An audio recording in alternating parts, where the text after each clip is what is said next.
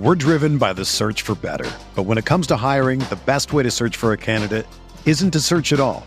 Don't search, match with Indeed. Indeed is your matching and hiring platform with over 350 million global monthly visitors, according to Indeed data, and a matching engine that helps you find quality candidates fast. Ditch the busy work. Use Indeed for scheduling, screening, and messaging so you can connect with candidates faster. Leveraging over 140 million qualifications and preferences every day, Indeed's matching engine is constantly learning from your preferences, so the more you use Indeed, the better it gets. Join more than 3.5 million businesses worldwide that use Indeed to hire great talent fast. And listeners of this show will get a $75 sponsored job credit to get your jobs more visibility at Indeed.com/Blue Wire. Just go to Indeed.com/Blue Wire right now and support our show by saying that you heard about Indeed on this podcast. That's Indeed.com/Blue Wire. Terms and conditions apply. Need to hire? You need Indeed.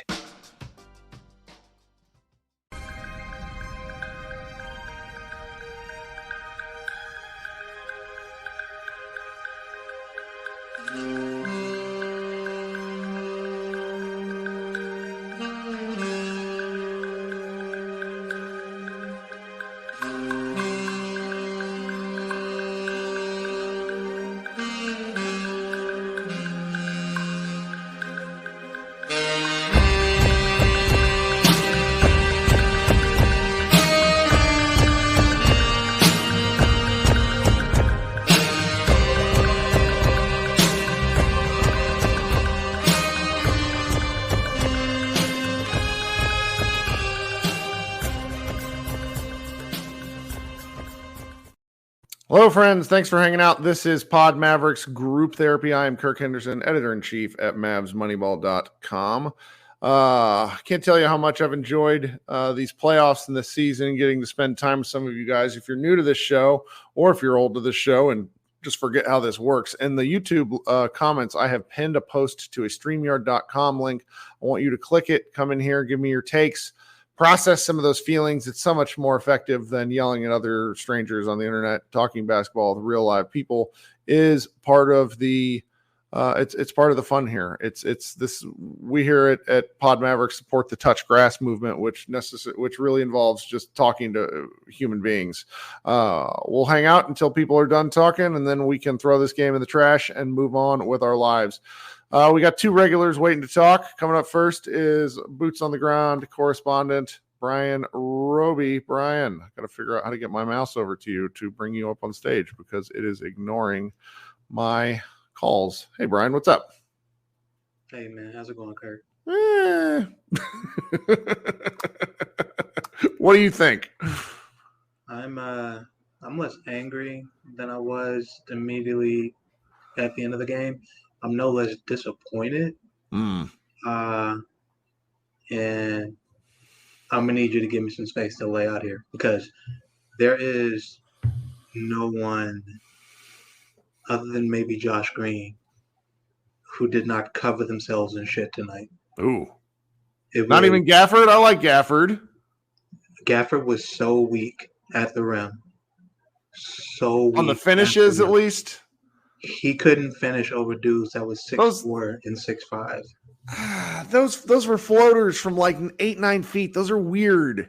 Yeah, and he tried to dunk them like an idiot when he had the corner kick wide open. He had been making that pass all season.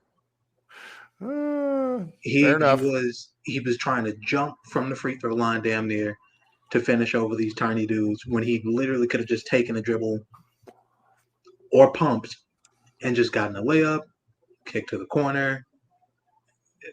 There were options, and instead he chose to go to the rim. And now, some of these times he got fouled because Oklahoma City's front court is small outside of Chet. So Chet included for some reason, are allowed to really just like whack bigs and get away with it. Yeah. But that happened maybe 2 or 3 times. He missed like 8 of those. Yeah. It was pretty bad. Like I think Jackson Frank was the one who tweeted it. His rigidity as a finisher and as a roller is one of the things that killed us tonight. Like Lively didn't have a good game at all, and I still thought he should have played more because Lively would have made better decisions. out of that role. It was it was not good in the paint. And on top of that, we were having good defensive possessions, and we couldn't close them because Luka wasn't interested in boxing out and throwing his body into He got anybody. a little better as the game wore on, but the first quarter and a half, I think, and he normally kind of hunts rebounds and has the verticalities. He's a big guy to go snatch some of these things out of the air, and he just couldn't. Didn't have the lift. Yeah, and so in Right over the him. second part of the game, he did start boxing a little more. But those 50, they're nearly like 50-50 balls because there were rebounds that were going out to like the free throw line extended area that the Thunder were then getting back. And those absolutely took the wind out of the Mavericks' sails in the first half. OKC got every single 50-50 ball in the first three quarters, whether it was an offensive rebound off of one of their own misses or a long rebound on one of our bricks. They got every single one. And when they didn't, it's nice to have, your own personal fire starter on the other team. We had no. So there is one other person that I actually want to cover and glue here. Derrick Jones Jr. was awesome. Yep. Derrick Jones Jr. was fantastic. He was so good on both ends, but particularly on defense.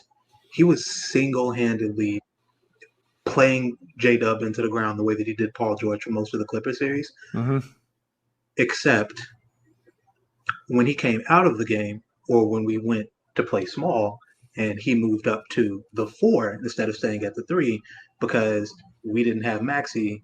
And then now on top of that, PJ commits 2 dumb fouls in a row. So he's sitting for most of the first half, and that really hurts us. So in comes Tim Hardaway Jr., and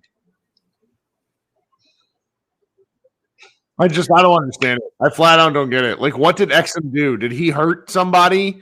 Like, yes, he missed shots, but they weren't like his shot at least like went at the basket. I was arguing with people in a Mavs group chat on Twitter. Who were just saying, yeah, no, Tim needs to play. Tim needs to get going. Exum stinks. I'm like, brother, Exum is not playing well, and he is still many orders of magnitude better than Tim Hardaway Jr. because he's not nearly as destructive when he isn't playing well. He's still holding up defensively. Right. He is running the offense because we need another ball handler outside of Luka Doncic, even if we have Kyrie, because Kyrie Irving does not want to run the offense. He doesn't want to run it. I don't know how to explain that to people that don't get this. It's not, you're not saying it out of being like critical. I mean, a little critical. You wish you'd run the offense, but we've watched enough of this. This has been the Mavericks season. He wants to operate in a different mode. So the Mavericks work around it. And they've actually won a lot of games that way. Yeah, he's not trying to bring the ball up and initiate. We've just got to accept it for what it is. It is ridiculously frustrating when it means that you are watching Tim Hardaway Jr. bring the ball up against Casey Wallace in an attempt to initiate offense. But you can live with it when it's Exum because Exum will at the very least get the ball to where it needs to go and get the hell out of the way. If the ball comes back to him and he bricks a shot, he bricks a shot. Tim is actively hunting his own shot and actively making bad decisions. The play that swung the game early was Tim's first play on offense where he caught the ball at the top of the key after the defense has already been bent. There was a man 5 feet away from him. Kyrie had just made his first shot of the game after not really touching the ball or attempting to do anything with it at all. Kyrie is butt naked open in the corner right next to Tim, not even opposite corner, same corner.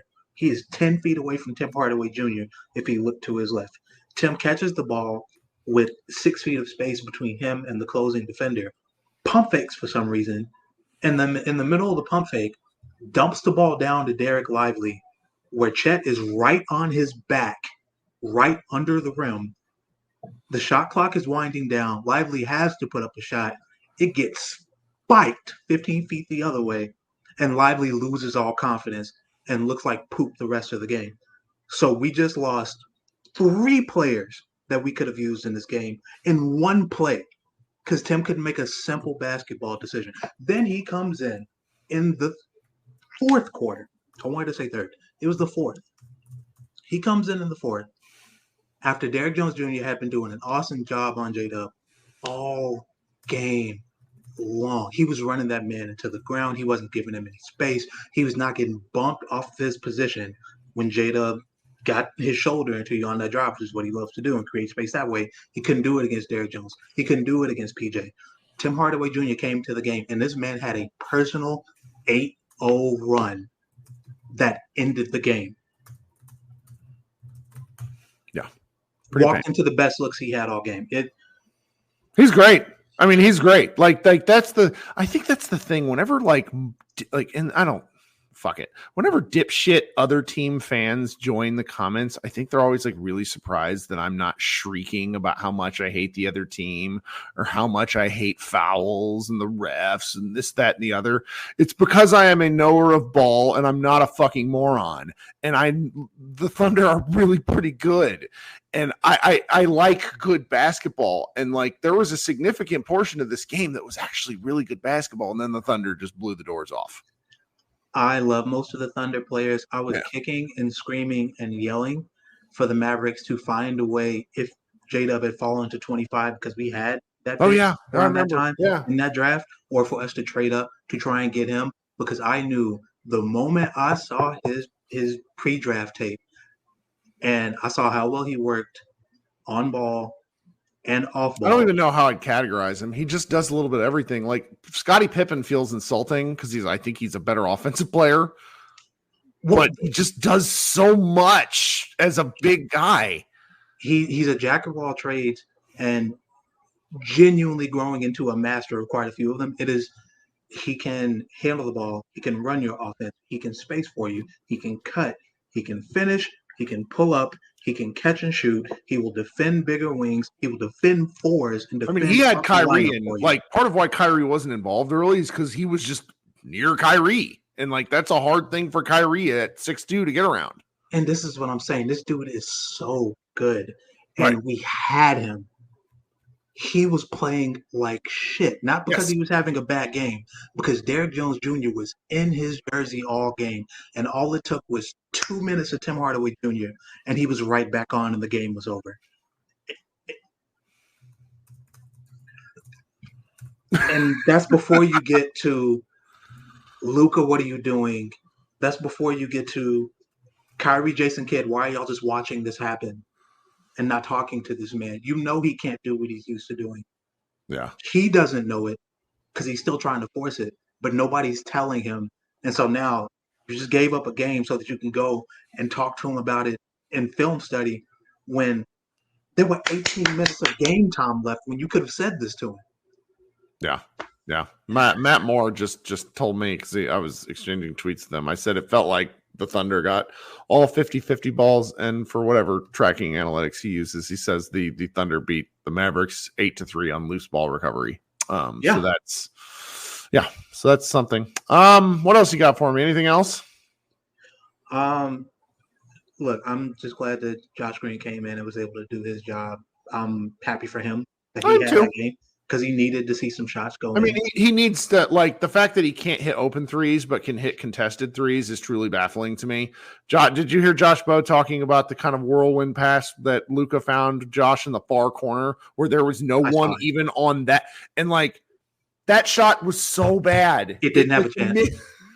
It didn't have a chance. The only bright spot is PJ was making his catch and shoot threes. Yeah. We just have to keep him out of foul trouble. I mean, there's foul trouble, and then there's being an idiot. His third foul might be the single dumbest foul I've seen from the Mavericks it was ridiculous. Playoffs. He had just checked into the game. Watch your body. Swan dived right at Shea. And I'm it's the sort of shit I tell my 8-year-old son. Watch your body, man. Don't just throw yourself around. What are we doing? Yeah, it was not smart. He's going to be better in the next game, I'm pretty sure. But yeah, he was pretty good when he played. It's just they need him to play, though. We need him on the court. The corner, it was one of the game ceiling. I mean, game's already over, But Jalen Williams lifted him a little bit from the left corner, like kind of got him on a pump fake, and then drove past him and dunked all over him like it was 2K Street. Like that was very painful for me to watch. Yeah, it was frustrating. If he's in the game for the entire game, then maybe he's a little bit more comfortable, and maybe he isn't so jumpy and reactive to every single pump fake. But yeah, I genuinely think, like, just closing this out because I've been up here long enough, I genuinely think this is a Lively series and not a Gafford series, regardless of the numbers that he put up in this game. His lack of flexibility as a finisher and as a roller, if he can't get to where he is just powering through people the way he was the last 2 months of the season and finishing over the top of them and getting offensive rebounds and finishing through contact on putbacks, if we can't get that back and him seeing what the defense is doing and making good passes to the corner, if we can't get back to that and have these dudes knock down their shots, we're cooked. But more than that, if Luka just doesn't have the lift and can't get to his shots, or is getting to his shots, but they're only the bad ones that the defense wants him to take, then none of this matters. Yeah. Nope. All right. Game 1, 7-game series, not a 1-game series. That's right. All right, man. Thanks for hanging out. We'll talk soon, okay? Yes, sir. All right. So if anybody wants to talk, you click that link and you come on up here. Like some of you 12-year-olds in the chat using words that you wouldn't say to your parents, for example. Coming up here next is Tyler. What's up, Tyler? Kirk, what's up, dude? That was a disaster. I mean, it's the 5th time in a row it's happened. Do you expect the Mavericks to win a game 1? Like, I don't. It's a matter of how they're going to lose and like what level of mad I'm going to be. Yeah, pretty much. I mean, I kind of expected to lose at this point, but the way they lost was frustrating because they were minus 13 rebounding and they allowed 16 offensive rebounds to this team. And granted, some of it was long rebounds off of threes, but like there was a play I remember in the second half where like the Thunder gave up the ball twice where there was a loose ball and they just refused to grab the basketball and take it the other way. And I think it ended in a Chet dunk. It's like that was really awful. And then up at the top corner of my screen, I see who is it? I see Daniel Gafford wander into the frame. Like he had just watched Daniel Gafford run back for a dunk. Because he made the block on Chet, and then he was like, oh, my job here's done. And then they didn't finish the possession, and it just resulted in 2 points. It was bad. So I only have a couple of main things I really want to hit on here. First and foremost, like I get it. Luka's playing hurt. He should be commended for playing through it. But, dude, if you're out there, he's got to be better or else. Like, I don't think they can survive a series of him shooting the way he did against the Clippers. The Thunder are just so much better that I just don't think that the Mavs can even make it a series if Luka's not at least putting up some numbers offensively. Because that today, like he was actively hurting the team, it felt like, for he was. That game. Like, he was. It's the first time I've noticed that in like a Luka game. It was like, dude, you're actively hurting the team at the moment. Yeah. No, that part and it's one of these items where when you talk with people and it's like, oh, Luka shouldn't play. The way the Mavericks are built, if you take Luka off the floor, you're just going to send 2 bigger, longer defenders at Kyrie Irving every time. And then essentially say, good luck, Derek Jones. Are you going to go generate your own offense now? It's like, I don't. And so it's like, even when Luka was standing there, even when he's shooting, 1 for 2,000 or whatever he was from the floor tonight, Lou Dort was still about 3 feet away from him at all times. So like, that's what it's what happens out there. So he still has the gravity. He's just not breaking the game like he does most of the time, which is kind of interesting. And then I haven't heard, I don't know if you guys mentioned this on the main show. I didn't hear it, so I'll go ahead and bring it up. So when the Mavs cut it to 1 in the third quarter, it was because they finally put Gafford onto Giddey, and they finally started to get some stops, got some turnovers. Well, coming out of that timeout that Daigneault called, he pulled Giddey, and immediately the Thunder go on that run. Giddey only played 17 minutes in this game. So both Wiggins and Case and Wallace both had more minutes than Giddey. So, like, I just am going to wonder what the Mavs adjustment is to that, because I'm going to be honest, I didn't think that the Thunder would pull the we just won't play Giddey card, because he was good in the first round. Yeah. But, like, today he was not, and they just straight up. No, he was still pretty good. He just shot the ball funky a couple of times. Like, he's a play connector where, particularly on a lot of those scrambles after offensive rebounds, there was some good stuff there. I get it. True, but, like, I know plus minus is wonky. He was -7. The rest of the Thunder starters were all plus multiple points. So for sure. No, I got one of my Thunder friends is messaging me right now, and he's like, if Dagenhall cuts Hayward's minutes out and cuts Giddey's minutes out, then this could be the series could go badly for the Mavericks in a hurry. And I don't disagree, because it's like the size differential. Like Case and Wallace plays a lot bigger than he is. Wiggins, Isaiah Joe, it just, that shit hurts my feelings, because I wanted him on the Mavericks in like 2020. It's just, you got a lot of interesting guys you can go to, and he made some kind of odd calls tonight, I think, rotationally. I mean, they played a lot of, it's the first game of the series. You want to see what you have, but it really wouldn't shock me if they did move on from Giddey during it at some point of the season, or not season. Yeah. It's just interesting, because, like, you had Wiggins, who was 5 of 7 from the field. Case and Wallace, I think, was 5 of 7 from the field as well. Or maybe that was Isaiah Joe. No, it was Case and Wallace. Isaiah Joe was 2 of 3 from 3-point range, because he hit that killer one right after the timeout when it was 66-65. Yeah, that was tough. So I just wonder what the Mavs adjustment is going to be if they do end up going away from Giddey, if he is only a 15-minute a game player, because, like, they tried putting the centers out there on, like, other Jalen Williams, and it felt like they kind of got wrecked from time to time. So I'm just not sure where they go. See, and this is what I think a lot of Mavericks fans are not understanding about the way Dallas plays defense now. They're walling off the paint and daring you to beat them from three. The thing that our chat in particular doesn't seem to understand is that the Thunder have multiple guys who can beat the Mavericks from three. Like, you're going to – given, I'm sorry, I don't want to be too mean to the Mavericks role players, but it's a different kind of shooter. It just is. It just is. So, and that's what I'm looking for. Yeah. Okay. Kubler says Case and Wallace is from Richardson High School. Yes, my son went to basketball camp there last summer.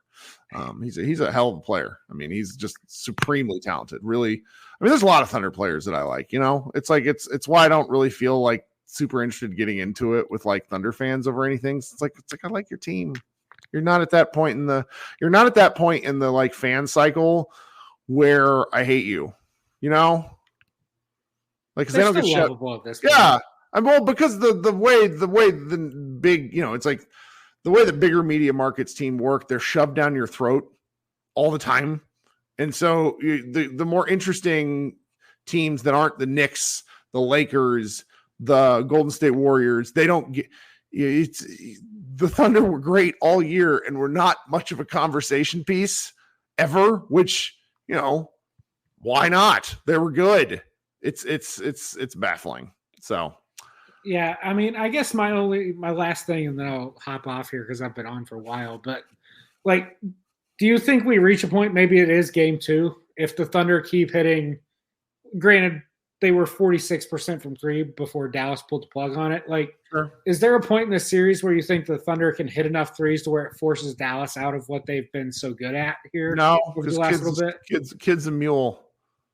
Like, kid's a stubborn mule. This is it is what it is. It is what kid wants to do institutionally, which is wall off the paint. Like, it's a weird comment. There's a guy in the comments saying that bullshit defense you played over 20 games was against inferior competition. I don't necessarily debate elements of that, because some of the Mavericks, they did play some weaker teams down the stretch. It's not really an argument, but when you're shutting people down and teams are shooting below 50% in the key, that's not just competition. Like, NBA players are good at basketball.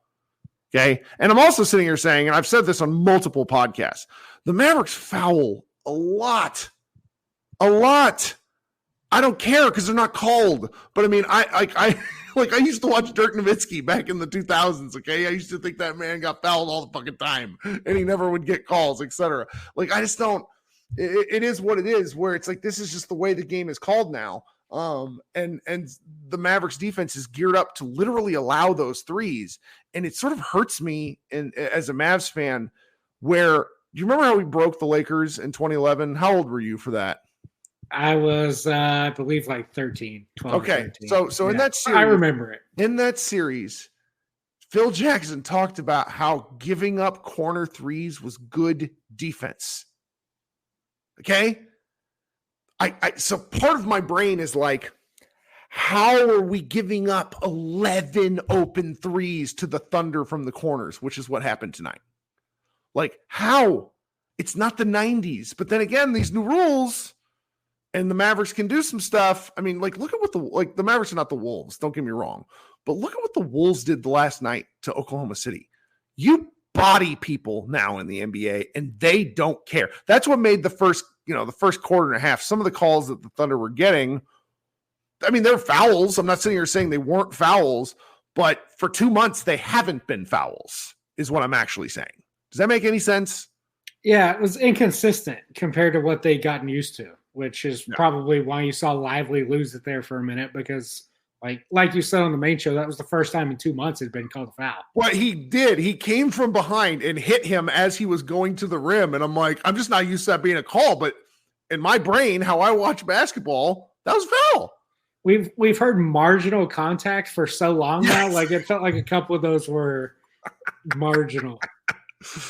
Oh, goodness. Well, I don't know. I'm happy to be, it's not like I'm happy to be here, so to speak, but it's the second round.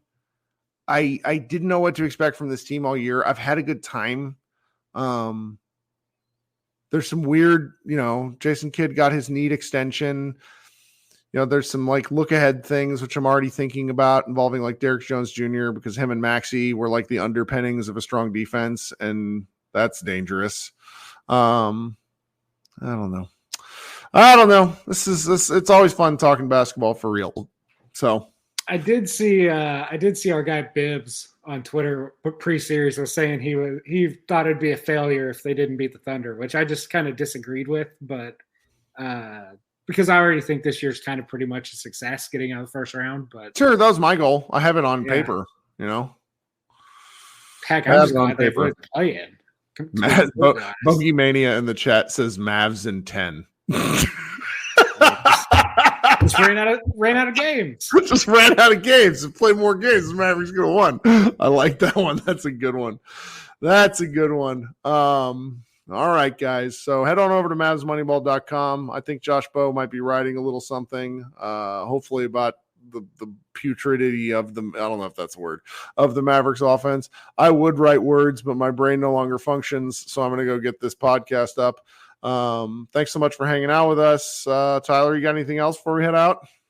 Nope, I am good to go, man. Appreciate you having me. The fucking Stars lost too. What kind of hotel is this? The Rangers won and all the other teams lost. See, that's the problem. The Rangers need to sacrifice themselves on the altar of Dallas sports. Sorry, guys. You won your championship last year. All right. Last thing before we get out of here, people who are in the chat being mean about where people live, I think that is extraordinarily lame. And here's why. There was a particular person, I'm not going to say who, you can probably put it together, but several years ago, and I've been running the Mavs website, Mavs Moneyball website for 4 years now, and I have been affiliated with Mavs Moneyball for a decade. And at one point in time, a particular radio host here in the Dallas area went on a tirade about me and my opinions and wondering why I had any influence in any say because I was just a guy from Virginia. It was one of the most fucked up things that has happened to me in this particularly weird, short, non-career that I've had. And so I think about that. And I think about like a lot of the weird takes that happen between coastal teams fans and interior of America teams fans where people say weird things like poverty franchise. And it's like, who fucking cares where you live? Don't be weird about that shit. Be mean about your teams. Don't be mean about like really nasty. Like everybody's a person. Like be a person. It's not that hard. Talk just like the whole point of why I wanted to do this sort of thing, guys, is because basketball is supposed to be fun.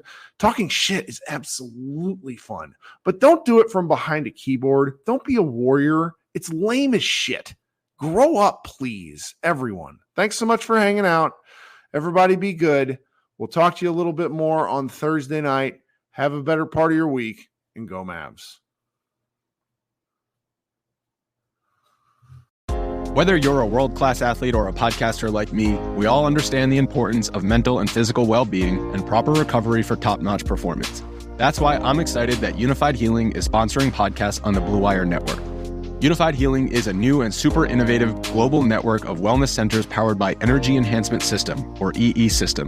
If you haven't heard of the EE System yet, then you'll want to listen up. This technology promotes wellness, deep relaxation, purification, and rejuvenation. Wherever you are across the globe, access to a center is easy and affordable. Interested in experiencing the EE System technology for yourself? Go to unifiedhealing.com/bluewire to learn more and find a center near you. That's unified, UNIFYD, healing.com/bluewire. No material or testimonials on the Unified Healing website are intended to be viewed as medical advice or a substitute for professional medical advice, diagnosis, or treatment. Always seek the advice of your physician or other qualified healthcare provider with any questions you may have regarding a medical condition or treatment and before undertaking a new healthcare regimen, including EE System.